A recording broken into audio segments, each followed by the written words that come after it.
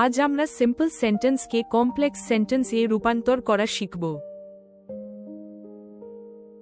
প্রশ্ন, আ rolling stone gathers no মাস এর complex form কোনটি? এটি সেন্টেন্স রূপান্তরের বিষয়। আমাদের সঠিক কমপ্লেক্স বাক্যটি বেছে নিতে হবে। বিকল্পগুলো দেখি। Since a stone is rolling, it gathers no mass. B. Though a stone rolls, it gathers no mass. C.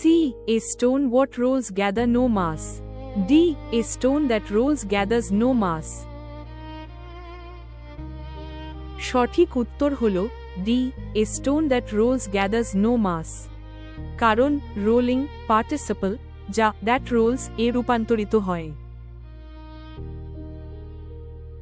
বাক্যটি সঠিক।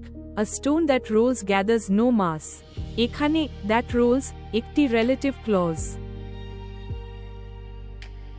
সাধারণ ভুল হল সি তে what ব্যবহার করা, কিন্তু সঠিক রিলেটিভ প্রোনাউন হল that।